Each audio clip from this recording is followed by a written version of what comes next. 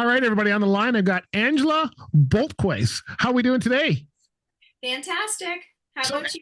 I'm doing great, Angela. You and I we saw each other just last week. We see each other all the time. It's amazing here. You were supposed to retire. I don't think you understand how retirement works because you're busier now than you ever were. Tell us, you formerly had a big rig wraps. Now you're not that. So now you've got what inspire? What's you've got your own business, right? Inspired me or something like that. I've actually Feeling owned inspired. Feeling Inspired. It's a consulting company. I've owned that for 26 years. Oh, see the stuff I So, don't know. yeah, yeah. It was always the parent company. Oh, okay. My former company, Big Rig Wraps, was an offshoot of Feeling Inspired. Oh, okay, okay. I did not understand that. So now we're going to talk today about a rock festival, Rockstalgia. Now, is that your company? Is that a brand of you? What tell us kind of what that is?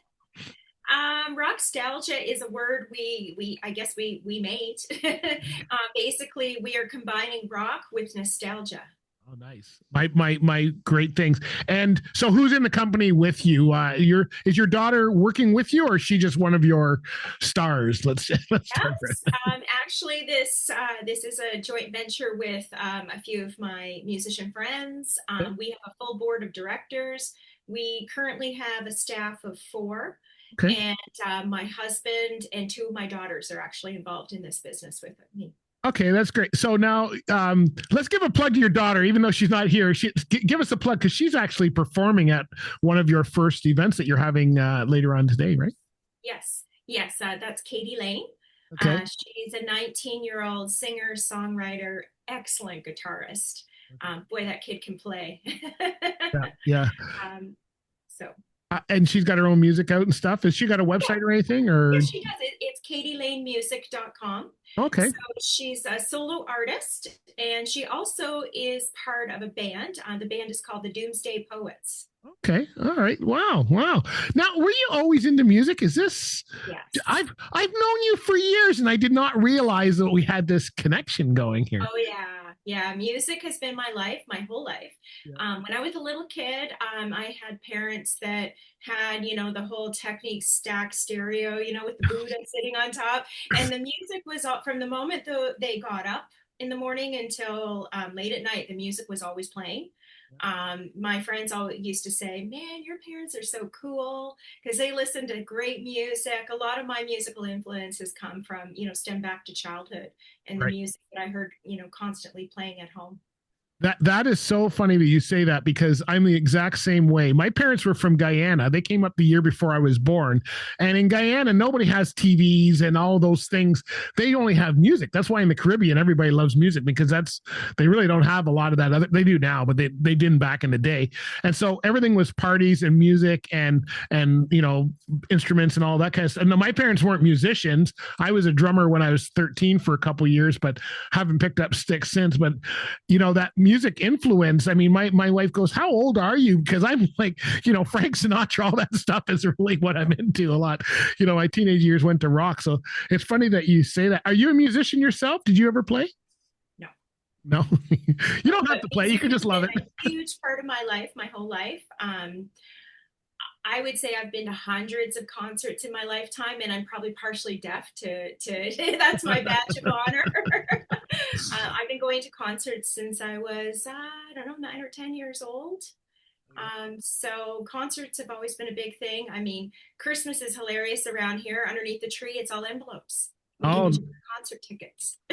well, I know I just since you semi-retired, recently you've been at shows every weekend. I'm following you on Facebook or whatever, and you're, oh my gosh, she's at another concert. How do you keep up with that? So that's wonderful. Tell us about the festival. What is this festival? So this is happening when 2026. I think is it July 2026? That's correct. Yeah. It's July 10th to 12th, 2026. It's at the Orono Fairgrounds in Okay. Orono, Ontario. And it's a full weekend immersive festival. Camping, music all weekend, two different stages, headliners, tribute bands, and lots of local musicians. There'll be a really cool marketplace, beer tents, food trucks, the whole nine yards. Sounds like And my it's sounds for like my kind of families. place. Yeah, it And sounds we're like welcoming families. We want people to bring the kids. We're even talking about creating a specific kids zone with childcare. Oh, okay. The musicians that are not playing, are they the ones taking care? Because I'm not sure that's going to go well. Right? They're going to entertain the little ones. Yeah, that's great. What made you want? It was it just your love of music that made you want to put this on, or was it the local musicians saying, "Hey, we need something in this area"? What kind of started this? Well, to be honest with you, we noticed a few, over the last few years, there really isn't any rock festivals. Okay. There's lots of music festivals, but not really geared to rock, not within a couple of hours radius of the greater Toronto area. And actually, there was a festival we were supposed to go to in August that fell apart. And then I think maybe just a couple of weeks later, another really big one up in Thunder Bay also fell apart. And, we just all started talking and we're like, you know what, we should do a rock festival. And, it just fell into place. It wasn't something that I had planned. I seriously was planning to semi retire. About 2 weeks before my business deal closed, it just all came together. And the biggest reason why we're doing this is, to support local musicians and to help lift them up, give them more exposure. But the other really cool thing, I've been in business for 26 years.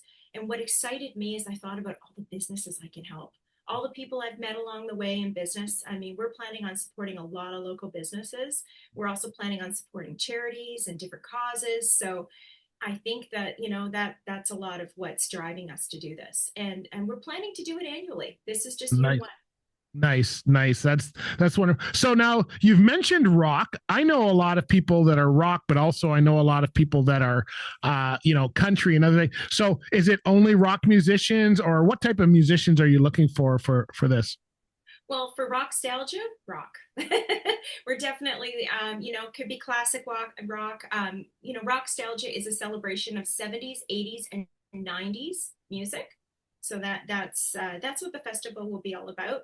Like I said, there'll be two stages, and big stage, a little bit smaller stage, and then we'll have lots of solo artists playing at different times and in different locations throughout the festival. The events we're doing leading up to Rockstalgia, though, that there's no emphasis on rock. For Okay. example, our first monthly event that actually is kicking off tonight, it's called Backstage Local. It's an intimate, evening with three local artists. Acoustic style music, could be anything, could be rock, hip hop, country, folk. It doesn't matter to us. Everybody's welcome. And Backstage Local in particular is a real spotlight on the artists. It's telling their stories. We're interviewing them. We're asking them, what motivated you to write this song? If it's a cover song, what does this cover song mean to you? Why did you choose to play it? So a real opportunity to get inside the heads of these musicians and learn more about them. What are the musicians paid for this, or how is that? Because they're always asking. They're always asking. I don't know Yeah, how I don't know how any of them make any money. Actually, a lot of them. yeah, it's actually, well, I mean, we're encouraging tip jars. The bigger picture is the exposure. We are recording all of the events, and we do lots of social media exposure of, promotion, I should say, of the artists leading up to the event. After the event, that'll continue. Now, this is, in a lot of ways, a glorified open mic per se, but there is more planning involved in the sense that we're asking them questions, learning more about them, letting them tell their stories as they sing their songs. Okay. All right. Very good. Now, what I don't know. I don't know Orono very. I know of it, but I don't know very much. So, how big are we talking? Like, what are you look? Are you looking for sponsors? Are you looking for when you say other businesses? You're having a play area. How big is this festival? Like, are we going to, is will it fit 100 people? Fit 1,000 people? Well, the 100,000? Fairgrounds. Yeah, I've never Okay, so been the there. Orno Fairgrounds, and just so you know, just so I can clarify here, the musicians playing at Rockstalgia will be paid. Oh, Obviously, we're not. oh, okay. I mean, we're going to be. We'll have some headliners and some tributes and local musicians, but yes, that's. I just want to make sure I'm clarifying Okay. that No problem. because that's important. Um, in terms of how big it is, the Orno Fairgrounds will hold over 10,000 people. Okay. Okay. So there's, when we look at camping and everything, I mean, we're expecting first year maybe 7,000 people. We're not, really not sure because this is a brand new thing. Right. We're doing lots of promotion, as we go along the way, and we'll see where it lands. Okay. Okay. And how would the musicians apply? I know we've got the Sound of Music. Have you ever been to Sound of Music Festival here in Burlington? That's one of my favorites. No, I haven't. You should. Well, that one is known in this area. I'm out in the west side, so it's very well known. And for the local musicians, a lot of times they have to they do this band. I guess it's a band challenge that they do to earn a Yeah. spot on the stage. They have tribute bands and all that too. So that happens. That's about a month before yours. So how will bands up? Do they just apply? Do they have to send you video? How would that part work for them? Well, next month we'll be working hard at reviewing the bands. We've already had a ton of interest. I would say Okay. we're getting emails almost every day. Okay. So we have there's so much talent that we have to work with and to choose from. We want to include everybody. So I will be announcing some of the bands in November. Ticket sales will launch probably end of November. Okay. But then we will be continuing to announce the bands probably right up until January. Okay. Okay. So they got to get this in now. That's moving very quick. Okay. Well, we're looking to secure our headliner in Okay. November. Right. And maybe some of the other bands. Like I said, it'll be a process, right? Okay. And the other thing is we want to make sure that every band gets lots and lots of attention and exposure as we roll them out and announce them. Okay. Okay. Like I said, there'll be some announcements in November. Yep. And ticket sales, like a really cool bundled package that would be perfect for gift giving at Christmas. That would with tickets at a special price and some merchandise included with it. So we'll be launching that at the end of November. But like I said, a lot of the bands will be announced in January.